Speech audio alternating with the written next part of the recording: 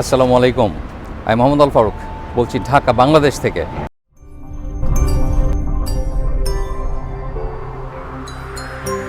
আমরা আজকে যাচ্ছি নওগাঁ হেলিকপ্টারে করে।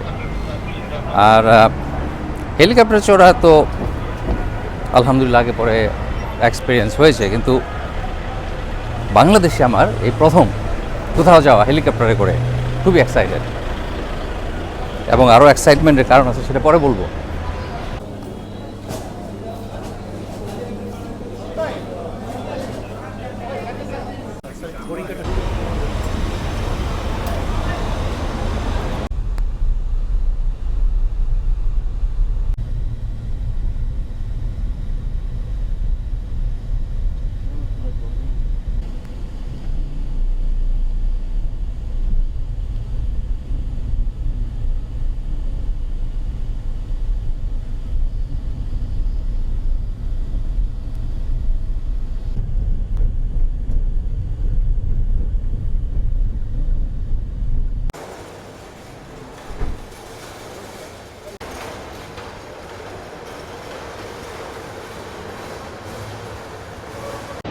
পিএইচপির এই হেলিকপ্টারে করে আজ আমরা নওগাঁ যাব।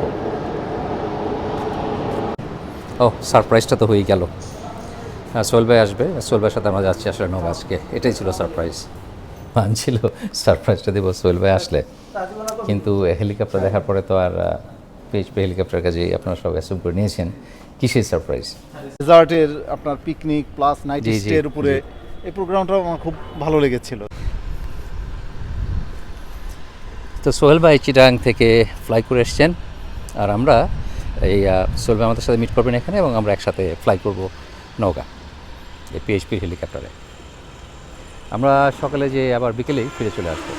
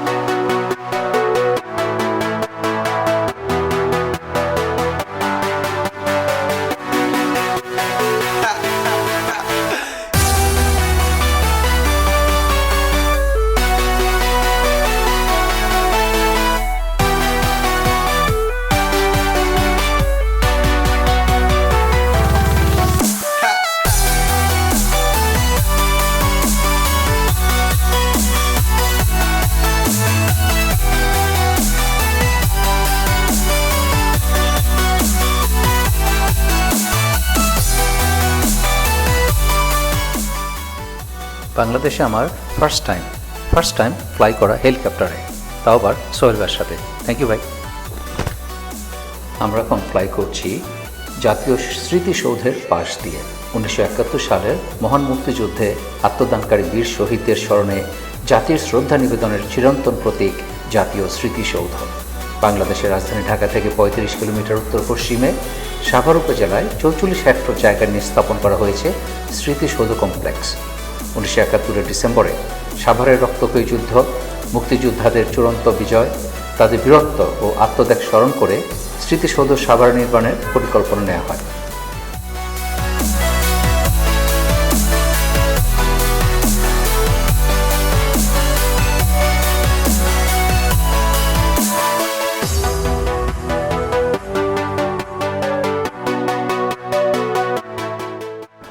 কি সুন্দর সবুজ, আমার প্রিয় এই বাংলাদেশ, সুবহানাল্লাহ, অসাধারণ সুন্দর।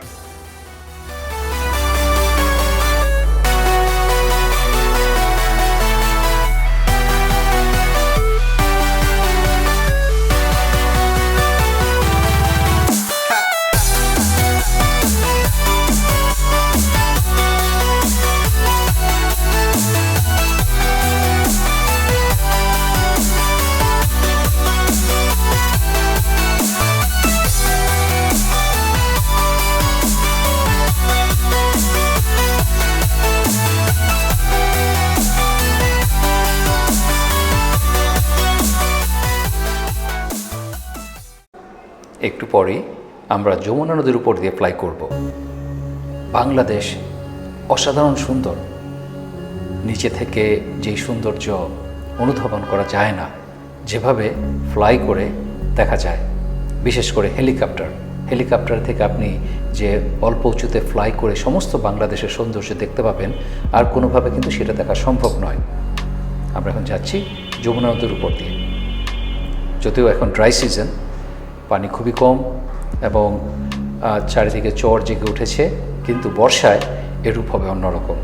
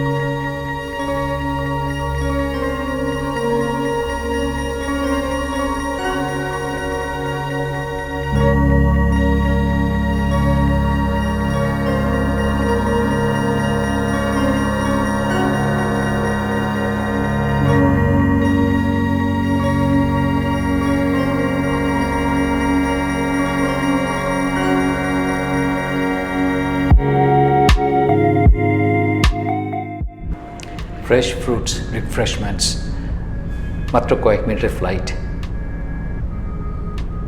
মজা।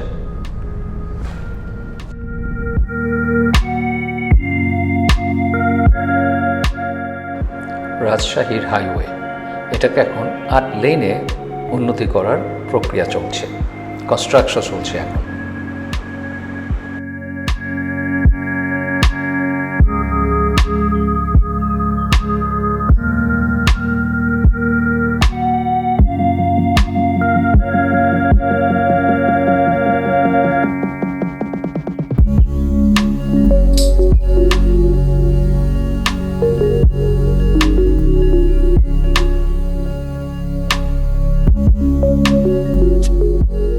আমরা এসে পড়েছি আমাদের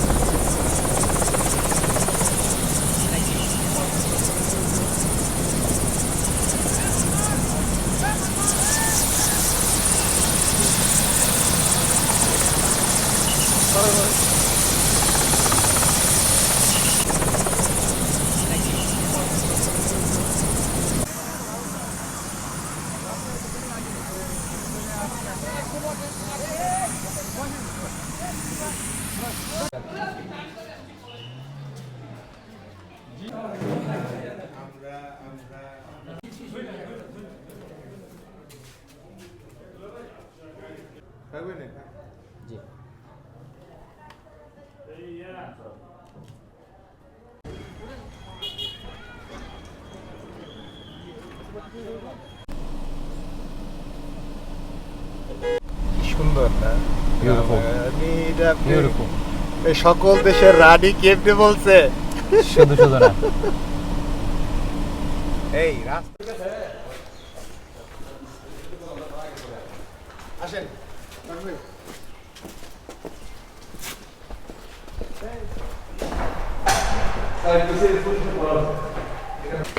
তো পিএইচপির এখানে একটা হিউজ আলুর গুডাউন আছে, কোল্ড স্টোরেজ।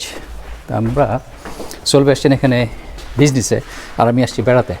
তো এটা বেশ কয়েকতলা উঁচু, আর বাঁশের মাচা করে এইভাবে যেন এয়ার সার্কুলেশন হয়। এখানে এসি নাই, কিন্তু এখনই ভিতরে বেশ ঠান্ডা।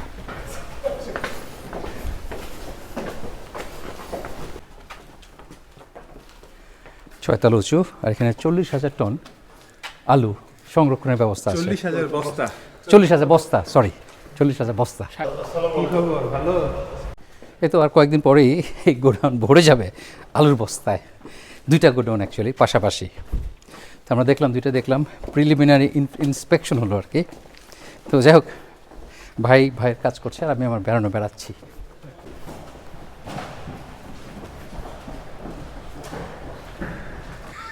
ফারুক ভাই, আসসালামু আলাইকুম। আপনাকে পিএইচপি কোল্ড স্টোরেজে স্বাগতম। তো মূলত এখানে আমরা এখন আছি জয়পুরহাটে, এবং এই কোল্ড স্টোরেজটা আমরা টেক ওভার করি 2008-এ।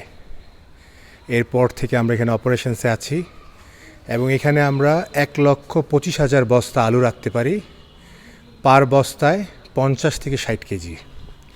এবং এখানে সবচেয়ে একটা ইন্টারেস্টিং ফ্যাক্ট হচ্ছে, পিএইচপি কিন্তু এক বস্তা আলু এখানে কিনে রাখে না। আমরা অত্র অঞ্চলে যারা কৃষক আছে, যারা ব্যবসায়ী আছেন, ওনাদের আলু মূলত আমরা এই কোল্ড স্টোরেজে রেখে থাকি। এবং 2008 থেকে সাকসেসফুলি আমরা আমাদের ব্যবসা পরিচালিত করে আসছি, এবং খুব সুনামের সহিত আমরা অত্র অঞ্চলে আমাদের ব্যবসা পরিচালনা করছি। থ্যাংক ইউ ভাই। ওয়েলকাম।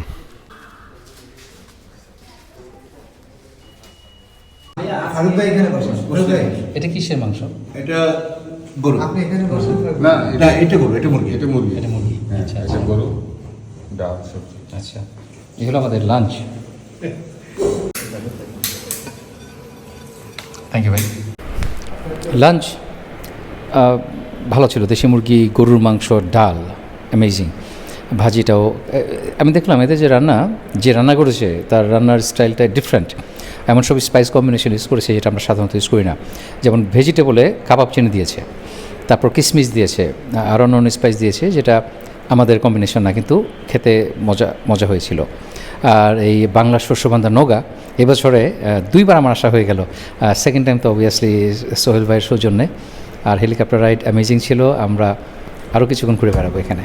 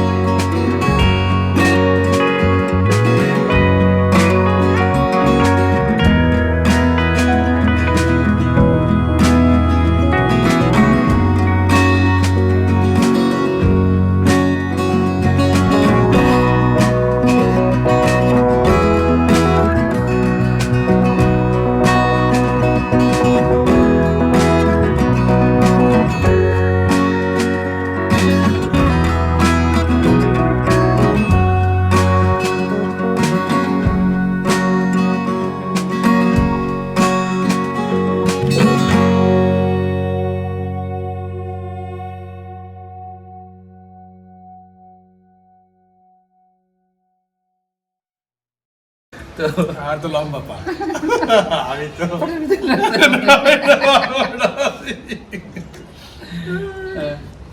তারপরে আমি সাজেকে গেছিলাম, তোরা ভিডিও করতেছিল, ওই ভিডিও করার মধ্যেই আমি দুললে চড়তে যাই, বসি আর উল্টে পড়েছি। লুঙ্গি পরা ছিলাম না, কিন্তু কিছু আলহামদুলিল্লাহ ইজ্জত আছে, ইজ্জত আছে।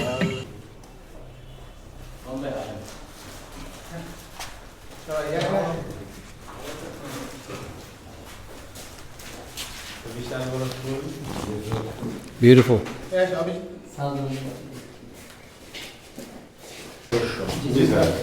আমিও যেরকম সদস্য, তোমরা সবাই কিন্তু সদস্য।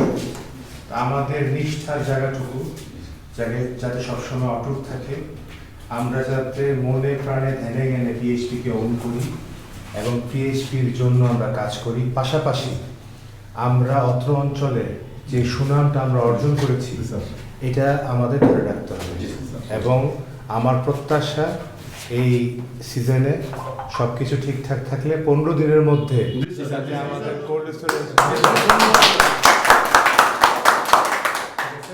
এবং আমার সবসময় ভালোবাসা দোয়া প্রত্যাশা থাকবে। এবং আমি আমাদের এই প্রতিষ্ঠানটাকে অত্যন্ত পছন্দ করি এবং প্রত্যেক সপ্তাহে মিনিমাম 2-3 বার আমাদের কিন্তু আলাপ হয়, চর্চা হয় এই প্রতিষ্ঠানটা নিয়ে। তো ডিস্টেন্সের কারণে সবসময় আসা হয় না, কিন্তু এই প্রতিষ্ঠান কিন্তু আমার মনে সবসময় আছে এবং এই প্রতিষ্ঠানের জন্য ভালোবাসা মায়া আমার আছে। এবং আমরা অত্র অঞ্চলের যে খেদমত করে আসতেছি এই প্রতিষ্ঠানের মাধ্যমে, এটা যাতে অব্যাহত থাকে। সবাইকে ধন্যবাদ।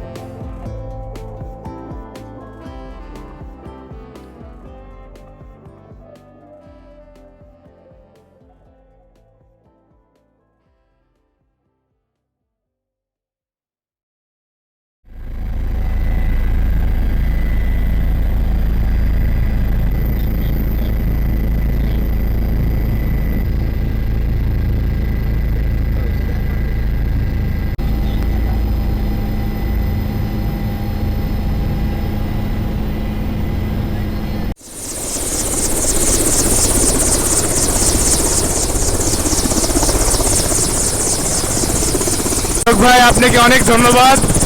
আজকে আপনি কিছু সময় দিয়েছেন আমাদেরকে, আমরা কিছু সুন্দর সময় কাটালাম, অনেক বিষয়ে আলাপ আলোচনা হয়েছে। তো আপনার প্রতি কৃতজ্ঞতা, ভালোবাসা। নিশ্চয়ই সামনে আবার কোথাও দেখা হবে। আপনাকে ধন্যবাদ। আসসালামু আলাইকুম। সোহেল ভাইয়ের সৌজন্যে আজকে আমরা বাংলার যে রূপ দেখলাম, এটা আমাদের যারা বড় বড় কবি ছিলেন, যারা বাংলাকে নিয়ে এত সুন্দর সুন্দর কবিতা লিখেছেন, তারা দেখতে পারলে আমরা আরও অনেক সুন্দর সুন্দর কবিতা উপহার পেতে পারতাম। আর আজকে যেটা আমরা দেখেছি, এটা আসলে ফ্লাই করে, প্লেনে করে দেখা সম্ভব না। এটা দেখতে হলে আপনার হেলিকপ্টারে চড়তে হবে, এবং সবার সেই সৌভাগ্য হয় না। তো আপনারা চলবে, আপনাকে সবার পক্ষ থেকে ধন্যবাদ। আপনাকেও ধন্যবাদ, আপনার সময় জি, জি। দিয়েছেন আজকে। আমরা কিছু সুন্দর মুহূর্ত কাটালাম একসাথে। Yes indeed, we had an amazing day. আশা করি আপনারা এনজয় করেছেন। ভালো থাকবেন সবাই, ইনশাআল্লাহ দেখা হবে নেক্সট ভিডিওতে। আল্লাহ হাফেজ। আল্লাহ হাফেজ।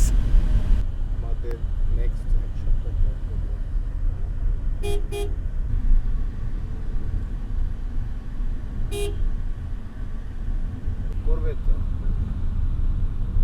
কেন করবে?